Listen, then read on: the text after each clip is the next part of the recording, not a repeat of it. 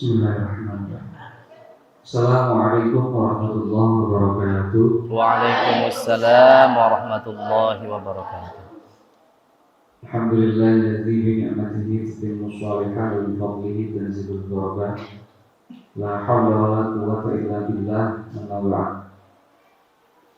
Alhamdulillah, pada malam hari ini kita kedatangan tamu yang luar biasa. Ya, insyaallah kita akan banyak ngobrol santai ya, tentunya di Al-Hikmah Studio. Silakan teman-teman yang belum hadir diharap hadir, yang mengikuti secara online, alumni, santri khususnya dari Pondok Pesantren Al-Hikmah, dan bisa menyimak, menonton podcast yang akan kita langsungkan pada hari ini. Tamu saya ini luar biasa. Tadi sudah diceritakan riwayatnya, dan kebetulan juga beliau ya alumni Al-Hikmah, luar biasa. Jadi salah satu alumni yang bisa meneruskan ke jenjang yang lebih tinggi, tidak hanya di Indonesia, tapi di perguruan tinggi negeri, bahkan di luar negeri maksud saya.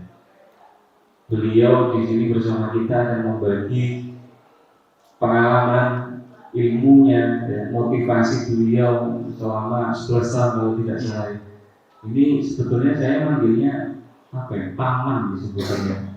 Cuma karena seleting ini jadi manggilnya Kak Ilham ya. Jadi biar lebih santai, ngobrol lebih santai, nggak terlalu serius. Jadi apa ya, nanti kita minta informasi, motivasi, berbagi ilmu khususnya kepada adik-adik santri kita ini, biar termotivasi, ada gairah, semangat untuk thalabul ilmi lebih tinggi dan seterusnya gitu. Monggo Kak Ilham. Yang pertama mungkin saya ingin bertanya basa-basi dulu. Siap. Bagaimana kabarnya? Alhamdulillah sehat. Istri sehat, Alhamdulillah keluarga sehat. Sekarang anaknya mau 3. Saya kalah. Ya, mohon doanya ya. Amin. Nanti saya minta resep untuk bagaimana supaya cepat punya anak dan seterusnya. Siap Kak. Iya, karena satu meeting Ilham yang masih saudara juga seterusnya. Ya Ilham, bagaimana ceritanya kok bisa sampai di Syria itu seperti apa? Apakah apa ya, kemauan atau ikutan teman atau gimana? Ini kok bisa sampai di Syria kan? Negara Timur Tengah itu kan yang masyhur kan banyak gitu. Ada Mesir misalnya, ada Arab Saudi dan seterusnya. Kok bisa Syria itu kenapa? Kok bisa sampai ke sana dan lama sekali? Ini menjadi pertanyaan pertama mungkin. Assalamualaikum warahmatullahi wabarakatuh. Alhamdulillahirabbil alamin. Wassalatu wassalamu ala sayyidil mursalin wa ala alihi wa sahbihi ajma'in, amma ba'd. Perkenalkan, nama saya Ilham Khalid. Saya dulu pernah mondok di pesantren Al-Hikmah, MTS juga di sini, MA, selama 6 tahun berada di Pondok Pesantren Al-Hikmah. Kemudian setelah lulus, ini saya nggak langsung ke Syria, Kang, adik-adik sekalian. Tapi saya melanjutkan studi saya di UIN Raden Intan, jurusan Bahasa Arab, sampai semester 3. Sampai semester 3. Nah, ceritanya waktu itu saya lagi silaturahmi ke Pondok Pesantren Al-Hikmah. Dilalahnya ketemu guru saya, pimpinan Pondok Pesantren Al-Hikmah, Kiai Haji Basyaruddin Maisir. Atas perintah beliau, dan besok usahakan kamu ikut tes ke Timur Tengah. Ajak kawan-kawan kamu lainnya ya, baik di alumni, satu alumni maupun alumni lain. Ya, sebenarnya nggak ada kepikiran sama sekali untuk melanjutkan ke Syria, ke Timur Tengah lah. Mungkin itu awal dari ini ya, cerita saya dari cerita saya sebelum ke Syria. Bahkan tidak terpikir sama sekali lah di benak saya untuk ke Syria. Bahkan belum tahu Syria itu. Bahkan Syria sendiri saya itu tidak tahu di mana letak wilayahnya, itu di mana. Dan juga saya tidak tahu kalau Suriah itu termasuk negara Timur Tengah. Saya nggak tahu. Kemudian apa lagi? Terus setelah daftar itu disuruh daftar. Oh iya. Setelah daftar ditanya sama panitia ini ya, panitia beasiswa itu, kamu negara tujuan kamu apa? Sebenarnya negara tujuan pertama saya itu bukan Syria kan. Oh, ada selain Syria?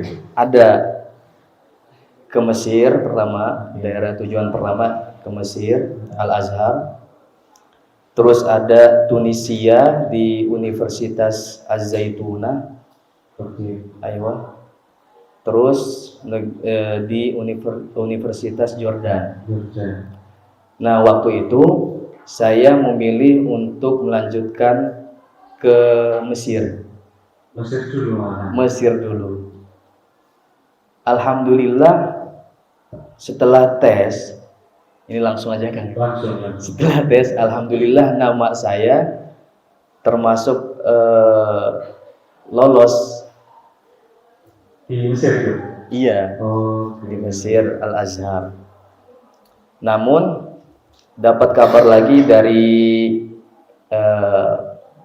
lembaga Al-Iqtida bi Akhlaqir Rasul yang memberangkatkan saya dan kawan-kawan, bahwasannya di Mesir waktu 2011 itu keadaannya lagi kurang stabil.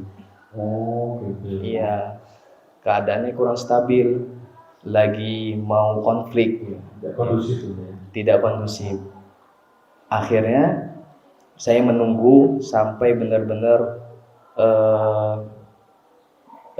dipindahkan ke universitas yang lain.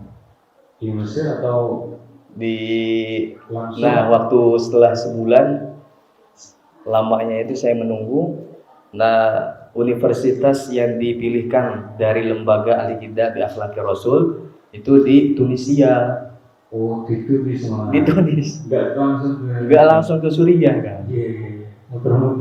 Muter-muter.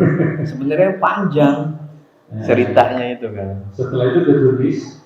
Nah, setelah nama saya terpilih masuk ke Universitas Az-Zaitunah, tidak lama kemudian, sehari atau 2 hari, terdengar kabar lagi kalau di Tunisia juga lagi konflik. Iya. Waktu itu memang negara Timur Tengah lagi kacau. Iya. Tunis itu kalau ini Maroko ya. Tunisia dekat Maroko. Terus setelah tidak kondusif dan seterusnya, akhirnya ada rekomendasi lagi. Iya, direkomendasikan untuk pergi ke Suriah. Oke. Langsung berarti terakhir yang di Suriah. Iya, terakhir. Dan akhirnya saya melanjutkan ke Suriah. Dipilihlah Suriah. Setelah tadi Mesir, Tunis, dan akhirnya di Suriah. Tahun berapa itu? Itu tahun 2011 akhir. 2011 akhir. Oh iya. Nah, menarik ya. Jadi tidak mudah ternyata ya. Tidak Oh, mudah. panjang sekali, luar biasa. 11 bulan lo nunggu ya? Iya, 3 bulan, 3 sekitar 3 bulan. bulan. Dari Mesir ke Tunis dan Iya, akhirnya 3 bulan. Suriah. Suriah itu universitas apa? Di Suriah itu ada 2 universitas terkenal. Yang pertama itu Universitas Syekh Ahmad Kaftaru. Terus juga yang kedua yang masyhur di Suriah itu ada Universitas Al-Fatah Islami. Oh, Al-Fatah ada 2 ya? Ada 2. Di Suriah yang terkenal ya? Iya, yang terkenal. Oke. Perjalanan awal, tapi tidak ada kendala ketika pertama. Waktu itu juga apakah di Suriah masih konflik atau sama atau kok jadi gitu? Iya. Jadi pada mulanya memang di Suriah itu masih normal kan. Oke, masih normal ya. Iya, masih kondusif. Belum terjadi perang. Namun setelah 3 bulan saya tinggal di Suriah, nah di situ baru mulai terjadi perang di Suriah. Ya suka ya. Iya. Waktu itu ya Timur Tengah ya. Saya juga pernah mendengar cerita bahwasanya ya sudah terbiasa mendengar dentuman peluru, bom dan seterusnya kayak ya itulah di lingkungan di sana seperti itu. Iya, memang betul seperti itu. Iya, memang seperti itu kan. Lalu terus kok bisa bertahan dan kita sepasang di sini lari kok, apalagi bom. Ini luar biasa. Motivasi saya pertama, kenapa saya bertahan? Nah, ini penting. Atas dasar dorongan support dari guru-guru saya seperti Kiai Haji Muhammad Sobari, ya. Kemudian Bapak Kiai Haji Basyarud,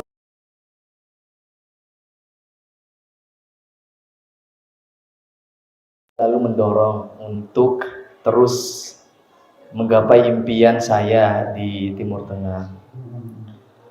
Kemudian motivasi saya kedua itu berdasarkan hadis Rasulullah Shallallahu Alaihi Wasallam, man ja'ahul mautu wa huwa yatlubul ilma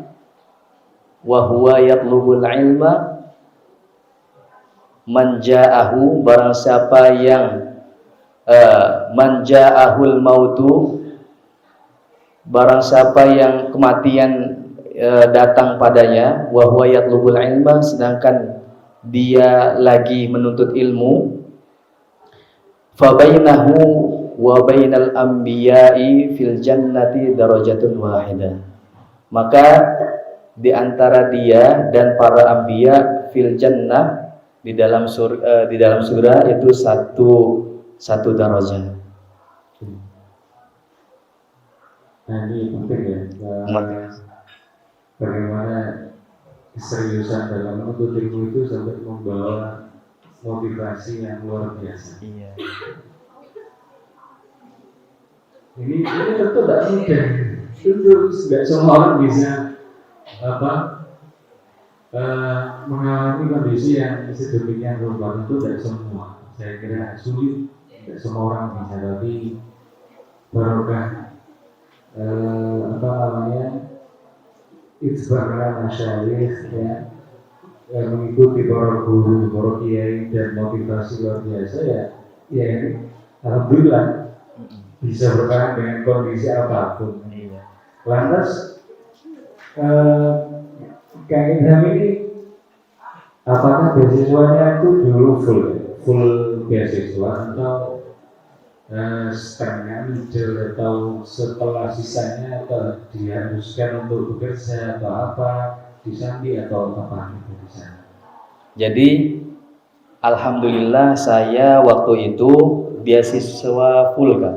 Full. Iya, itu dari lembaga Al-Iqtida bi Akhlaqir Rasul, bukan dari pemerintahan Indonesia. Oh, bukan swasta ya Pak? Swasta. Oh. Kemudian ini apa? Awal-awal kan masih belum berkeluarga ya? Iya, Kak. Nah, Masih jomblo. masih jomblo ya. Artinya tata kehidupan dan apa namanya kebutuhan itu tidak ketika sudah berkeluarga. Gitu. Pasti beda, pasti ada perbedaan memenuhi kebutuhan sendiri dan memenuhi kebutuhan ketika sudah berkeluarga. Di kondisi yang seperti itu pula, ya, yang tidak mudah dan seterusnya. Ini gimana membagi pengalamannya? Ya, pertama kita harus mentajdid, perbaharui niat. Niat kita untuk menuntut ilmu itu apa? Untuk apa?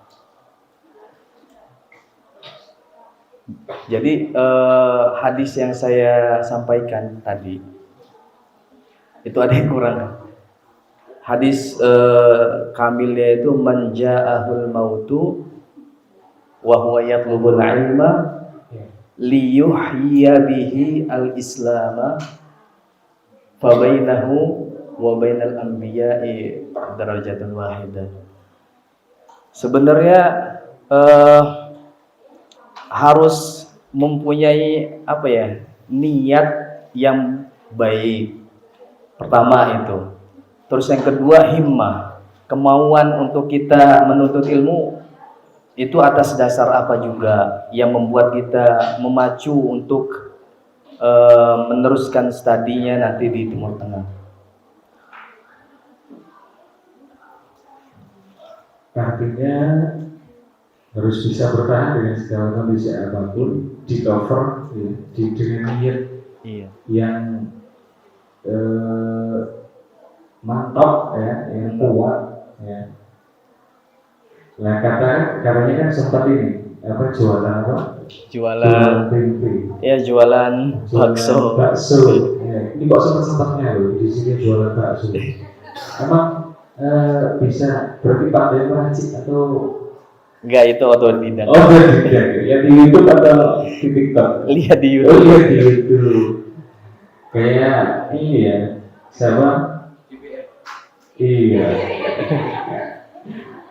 Berarti di sela-sela kesibukan tolabul ilmi dan seterusnya, berarti disambi dengan membuat apa? Bakso ya? Iya, jualan. Konsumsinya siapa itu? Apa mahasiswa di sana? Iya, mahasiswa. Ya?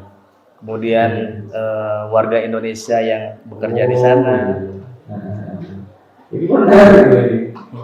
Oh, sudah jauh-jauh ke luar negeri malah jualan bakso. Ini apa ya? Salah satu ikhtiar yang luar biasa loh. Tidak bisa kayaknya kalau saya jualan bakso. Kalau saya Itu karena kepepet kan? oh iya. Karena iya, saya juga jualan itu setelah habis kontrak masa beasiswanya. Kalau untuk 4 tahun pertama saya di Suriah itu full. Oke, full. Mulai S1. S1. Itu full, kita dikasih dana untuk jajan. Ya sekitar adalah waktu itu 8 juta per bulan. Apa? Mata uang Lira. Lira. Iya. Lira. 1 lira itu? 1 lira kalau sekarang itu 1 dolar. 1 dolar itu sekitar 5.000 lira atau persamaannya 15.000 rupiah. 5.000 lira itu sekitar 15.000 rupiah. Oh, 15.000. Jadi karena beasiswanya sudah habis 4 tahun untuk mencukupi kebutuhan sehari-hari ya, dengan berjualan lah dengan berjualan luar biasa. Baksonya apa ya? Khas Sony atau udah ya? Khas pribadi kan. Oh, khas pribadi. Ya, nanti apa ya? Tidak hanya apa harus bisa apa ya namanya istilahnya eh, mencukupi kebutuhan apa dengan berbagai macam Iya. pekerjaan di samping lah gitu ya. Inti Berarti benar-benar memang harus dari eh, jualan itu ya. iya dari jualan itu. Jadi selain bakso juga saya di sana itu eh, buat tahu. Pada awalnya saya memang nggak tahu cara buat tahu itu seperti apa. Namun karena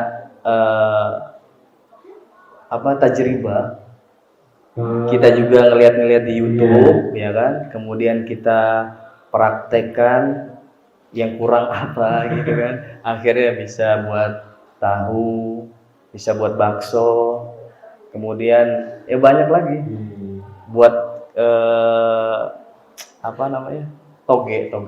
Oh, toge. Iya, buat toge juga di sana. Waduh, ini mantap ya. Ya demi lancarnya Thalibul Ilmi. Iya, betul. Di sampingnya itu ya. Iya. Masya Allah, kami ini inspirasi sekarang.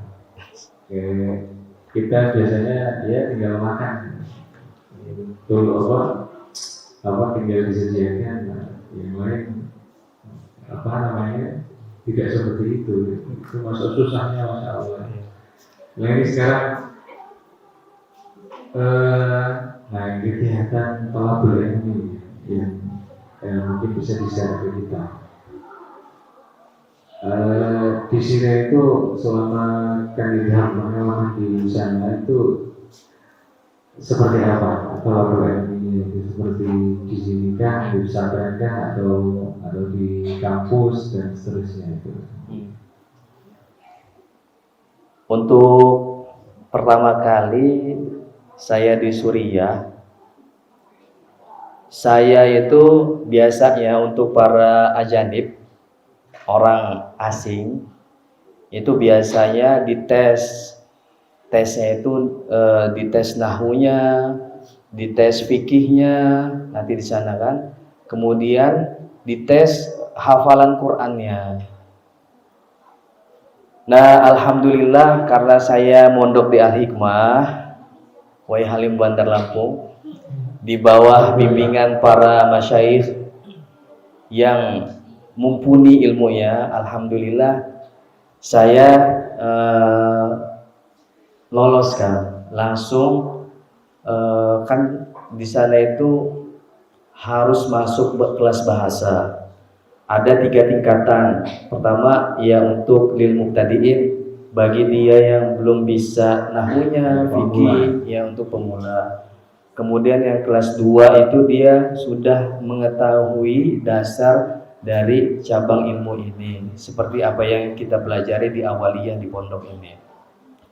Kemudian di tingkat yang ketiga baru di sana kita digembleng untuk mempersiapkan kuliah, mulai dari percakapan, ya kan, muhadasah, kemudian belajar tulis untuk mengungkapkan atau memaparkan penjelasan kita kepada dosen, gitu kan. Dan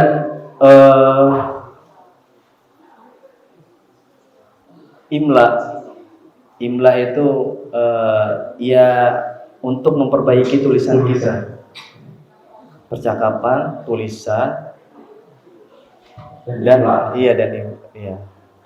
Jadi ngajinya itu ya seperti di kita ya, iya.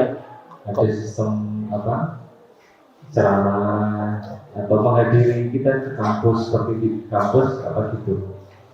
Kalau di sana sih sistem pendidikan ya modelnya itu kayak di aliyah kita kan.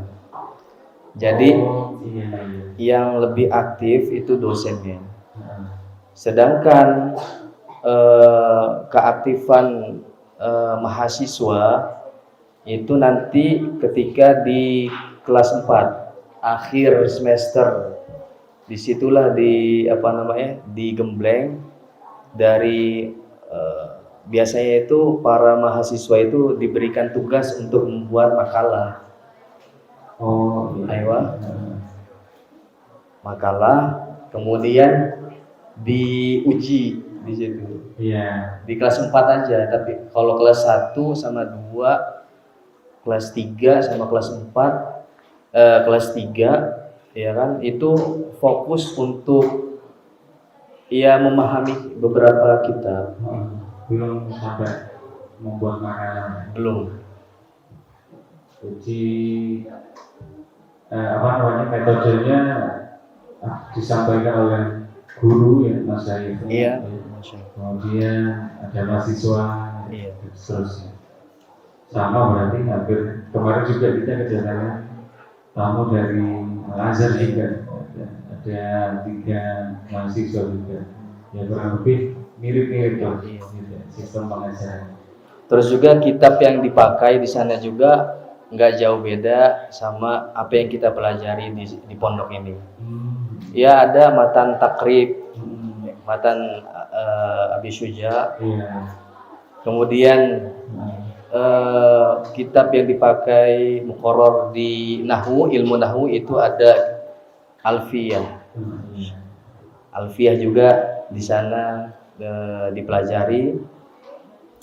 Mustalah hadis, kemudian hadisul ahkam, ada ilmu ulumul Quran, kemudian usulnya di sana semua dikaji. Jadi cocok lah bagi para santri untuk melanjutkan studinya di sana. Iya. Artinya tidak jauh beda apa yang dipelajari di pondok pesantren ya. Benar. Jadi tinggal pengembangan ya di sana seperti itu. Tapi untuk awal kebutuhan materi di pesantren itu sudah cukup kayaknya ya. Sudah cukup untuk awal ya. Untuk awal, untuk mengikuti tes ke Timur Tengah itu udah cukup. Kalau menurut saya. Paling ditambah muhadasah kan. Iya, pertanyaan keseharian. Ya kayak siapa namamu, Mas Mukal Karim, ana, misalkan ana Ferry, ana min Jawi, gitu. Jawi Syarqiyah. Ya itu percakapan dasar lah. Ya, artinya bahasa yang digunakan bahasa Fusha. Iya. Mas, bentar Mas, ini saya bertanya juga soalnya. Oh iya. Dulu kalian tuh pas tes itu apa aja ditanya? Kira-kira untuk ada yang kesulitan enggak? Terus sulitnya di mana? Terus seandainya agar kita jadi bisa nyiapin gitu kalau pas ada pertanyaan seperti itu. Kalau dulu kalau dulu saya ada 2 tes dan pertama tes psikotes. Terus yang kedua itu tes bahasa Arab. Nah tes bahasa Arab ini meliputi membaca koran berbahasa Arab, ya kan. Kemudian tes percakapan ya percakapan dasar lah. Untuk ya kalau kayak sesuatu kasih pertanyaan bisa ya. Insya Allah kalau santri kalau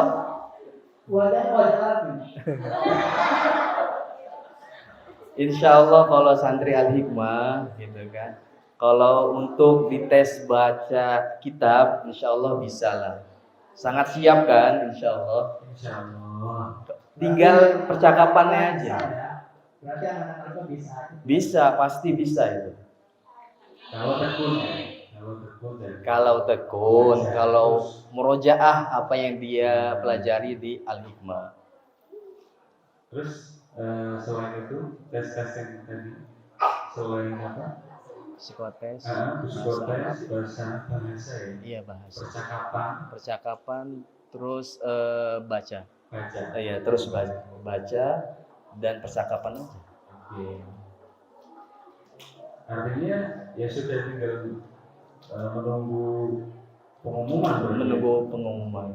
Atau mungkin kategori-kategori persyaratan seperti harus bisa nahwu, yaitu ya syarah, balaghah dan seterusnya itu apa disertakan? Itu kalau dulu saya kan ikut tes melalui lembaga Al-Iqtida bi Akhlaqir Rasul. Seperti itu tesnya kan. Namun untuk saat ini orang-orang yang mau pergi ke Timur Tengah khususnya Suriah itu dites oleh para alumni mahasiswa yang pernah belajar di Suriah. Biasanya yang dites yaitu baca kitab Turos. Oh, Ya, Syarah Fathul Qorib, kitab-kitab yang ini ya, iya, yang masyhur ya, yang masyhur, yang dipakai di kebanyakan pesantren. Terus yang kedua, biasanya itu ada pertanyaan menggunakan bahasa Arab. Ya apa itu sholat gitu. Mahiyas sholat. Iya, iya benar. As-sholatu hiya. Kamu tulis sendiri jawabannya. Gitu. Jadi bagi santri yang rajin, yang selalu mutolaah, murojaah setiap harinya, pelajaran yang ada di Al-Hikmah insya Allah bisa lulus ke Timur Tengah. Ya, bisa. Insya Allah. Karena untuk syarat awal kan sudah kita pelajari gitu ya, tinggal ya tekun andaknya anak tersebut. Benar, gitu ya. benar. Artinya ya sudah punya modal sebetulnya ya. Benar. Mungkin itu yang bisa saya sampaikan sementara, atau mungkin ada pertanyaan dari yang lain, silakan. Oke, silakan. Untuk yang putra ataupun yang putri bisa tanyakan tentang apa namanya, tentang tesnya, atau bebas tentang gimana cowok-cowok di sana. Saya dan semangat ini. atau yang putra mau nanya gimana, kalau di sana kan cuma kalau untuk cewek-cewek cadar gimana. Silakan bebas. Oke. Satu pertanyaan buat yang putra, satu pertanyaan buat yang putri. Bebas pertanyaan saja. Silakan. Ya, yang di depan. Oke. Ya, yang keras ya. Ya. Kan itu kalau misalkan kan bisa Yang lain? Ya. terus itu berapa justru? Oke. Emang tuh pertanyaan dari yang putra. Oke, silakan.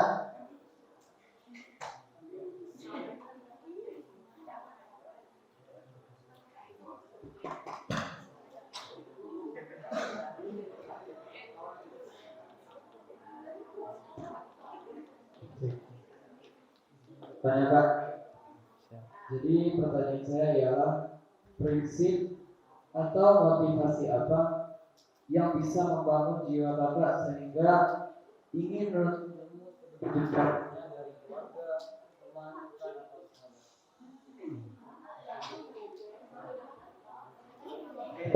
Gak apa-apa, pokoknya bebas pertanyaannya. Terus kalau seandainya di sana tuh, kalau yang putri, kalau yang perempuan boleh nggak belajar di sana? Kan biasa kalau Timur Tengah wajib cadaran gitu kan.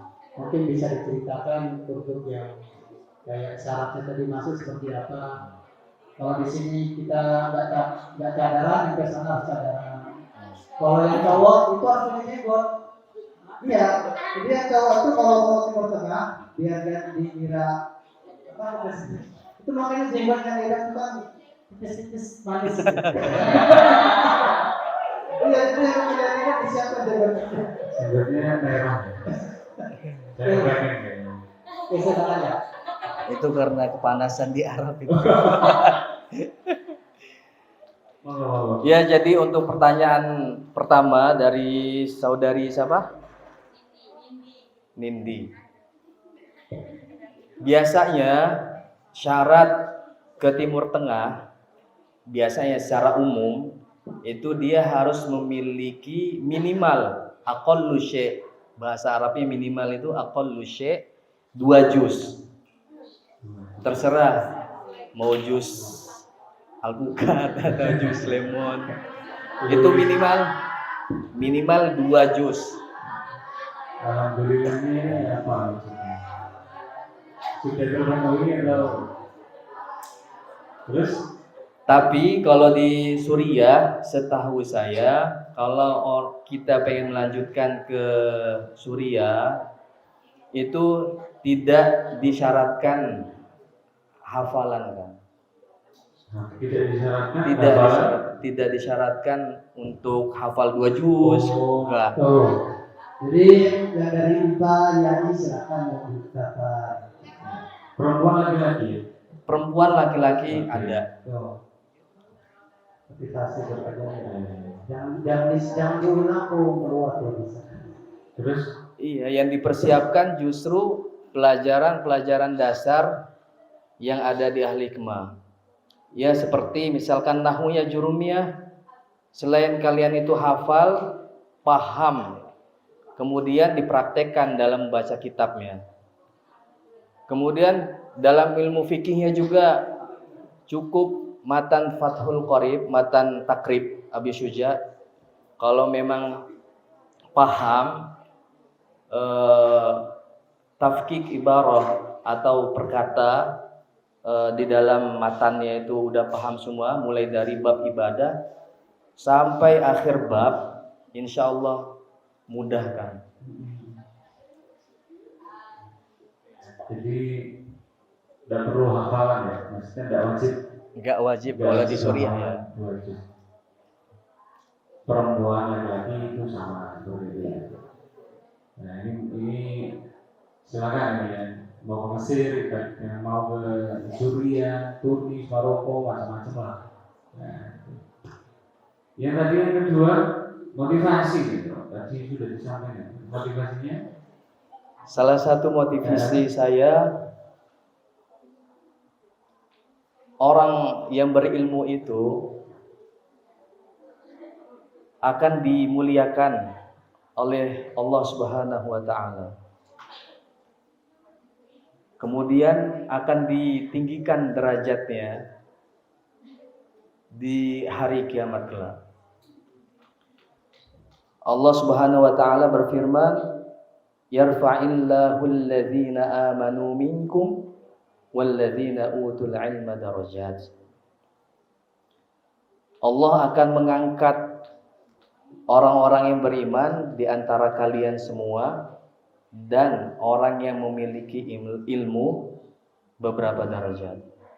Menurut Ibnu Abbas, qala Ibnu Abbas radhiyallahu taala anhuma, Ibnu Abbas radhiyallahu taala anhuma itu berkata, lil ulama'i darajatun fawqal mu'minina bi 700 darajatan. Wa ma bainad darajatain masiratu khamsimi'ati amin.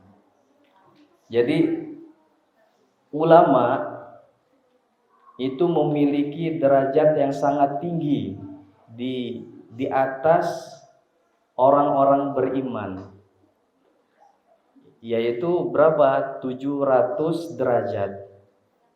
Ma bainad darajatain, di antara 2 derajat itu sama seperti masiratu khamsimi'ati amin, sama seperti perjalanan 500 tahun. Bayangin. Kemudian ahlul ilmi juga kelak dikumpulkan beserta para malaikat, para anbiya, wasyuhada. Syahidallahu annahu la ilaha illahu wal malaikatu wa ulul ilmi qa'iman bil qist. Kemudian yang membuat motivasi saya juga berdasarkan hadis Rasulullah sallallahu alaihi wasallam. Innal malaikata la tadau ajlihatiha li talibil ilmi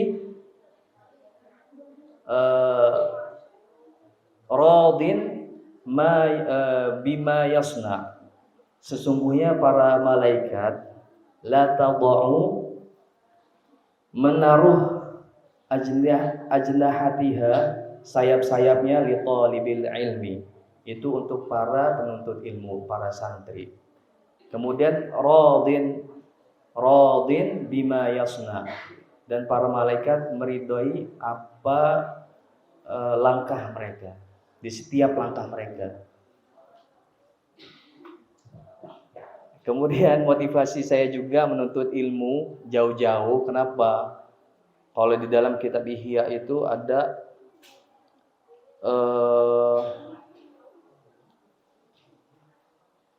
qaul la yambaghi lil jahili an yaskuta ala jahlihi. Jadi tidak pantas bagi orang yang bodoh untuk berdiam ala jahlihi, atas kebodohannya. Wala yambaghi, dan tidak pantas lil alim, bagi seorang alim, orang yang berilmu, an yaskuta, berdiam ala ilmihi, atas ilmunya. Kemudian juga ada ayat doa, Rabbana atina fid dunya hasanah wa fil akhirati hasanah wa qina adzabannar. Menurut Hasan Basri, hasanah fid dunya itu apa? Yaitu al-ilmu wal ibadah, ilmu dan ibadah kepada Allah Subhanahu wa taala. Kemudian hasanah fil akhirah itu apa? Yakni masuk surga, fil jannah. Mengenai dari hadis-hadis Rasulullah sallallahu alaihi wasallam, muncullah motivasi saya untuk pergi jauh, meninggalkan Indonesia, meninggalkan keluarga, meninggalkan orang tua, guru-guru, kawan-kawan. Ya, karena berdasarkan hadis Rasulullah SAW, kemudian firman Allah Subhanahu wa taala. Atas dasar itulah saya minat, saya mantap untuk pergi menuntut ilmu. Gitu mungkin. Mantap sekali jawabannya. Nah ini dua pertanyaan yang dijawab oleh Kang Ilham ini semoga menjadi tolak ukur kita semua ya sebagai santri. Dan bahwasanya kita juga ya harus memantapkan niatnya dari sebelum melanjutkan, dan juga motivasi kepada kita semua bahwasanya ya kita bisa sebenarnya, cuma tergantung niat, kemantapan hati kita akan kembali seperti itu. Kemudian dari atau silakan yang mau bertanya, putri satu, putra satu. Mungkin namanya apa? Kok bisa gitu? Kok bisa? Ini pertanyaan saya. Kok bisa sekali bawa istri di sana? Itu apa motivasinya? Kenapa nggak kalau udah selesai di sini aja? Itu pertanyaan saya. Silakan untuk yang dari putri, bebas. Apa yang putra? Monggo. yang belakang. Di sini kan kita apa namanya lihatnya biar ini gambaran sekilas alumni yang menempuh atau melanjutkan pendidikannya di luar negeri. Jadi silakan.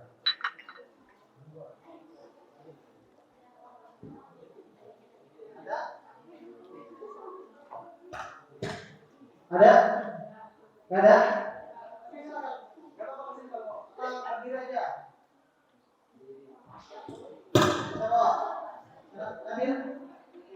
Nanti masih bisa bertanya. Ya silakan bisa jawab pertanyaan saya dulu. Nanti silakan kalau ada yang mau bertanya nanti setelah jawab pertanyaan saya. Jadi ini sebenarnya masih ada kaitannya mengenai motivasi saya. Mengapa setelah menikah saya bawa lagi ke Suriah. Jadi ya saya sebagai santri pernah mendengar dari kiai saya, Kiai Haji Abdul Basit.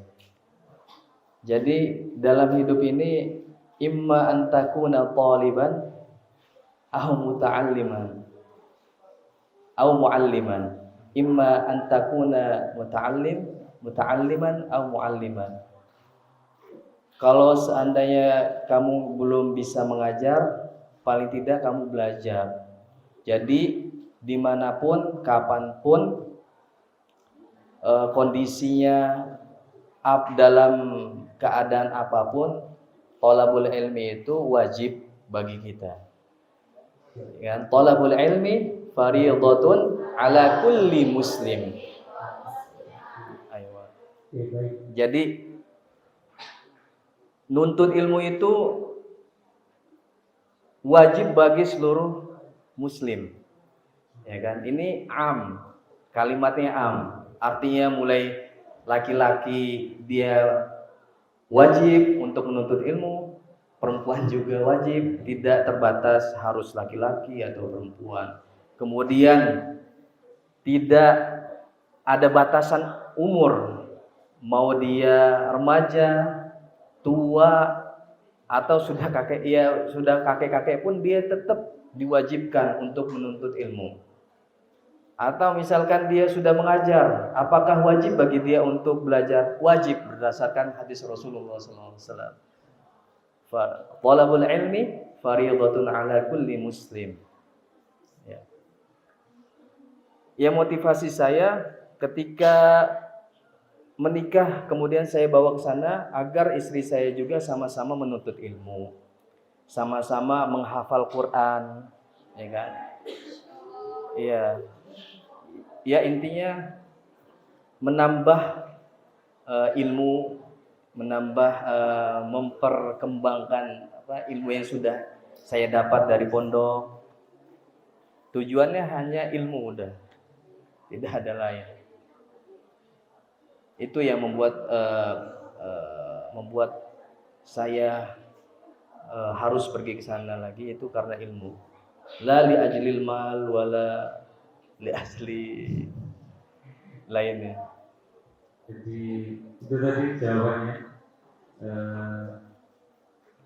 karena ilmu ya. Karena ilmu.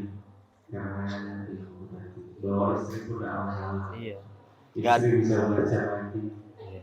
Dan sama-sama belajar, mantap sekali. Iya, karena kalau istri nggak belajar lagi kan, dia tidak memahami hak dan kewajiban dia sebagai istri. Harus gitu ya. Iya. Secara perlahan, secara kita tidak menasihati dia, dia juga belajar dengan sendirinya. Itu Mas Dani. Ya. Boleh dicontoh, tapi harus punya istri dulu. Ya.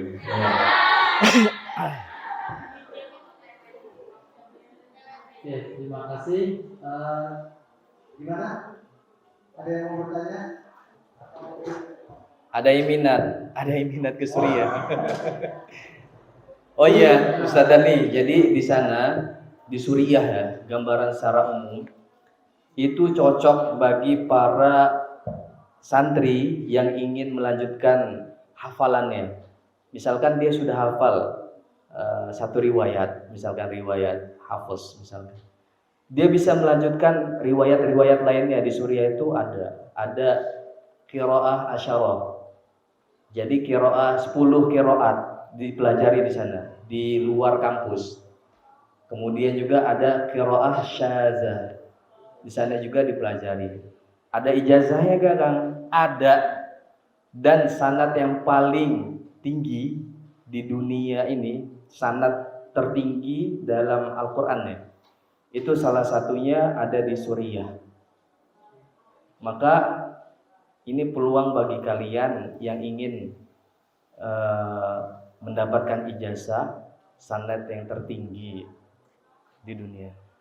Ini syukron kathiran, terima kasih sekali kedatangan kehadiran Kang Idham ini luar biasa.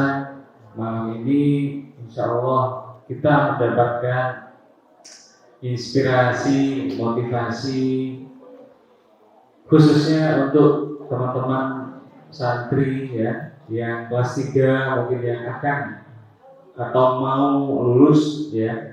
Ini ancer-ancernya ini atau apa ya, siap-siap untuk melanjutkan atau apa ini kan bisa sedikit menambah apa ya, motivasi bayangan mereka nanti akan kemana seperti itu. Ini sekali lagi terima kasih dan panjangnya luar biasa. Mungkin kalau misal ada kekurangan kekhilafan, mungkin tempatnya seadanya dan seterusnya, saya mohon maaf yang kami mohon maaf yang sebesar-besarnya. Mungkin kita lanjutkan setelah ini. Itu tadi perbincangan kita dengan Kang Idham, salah satu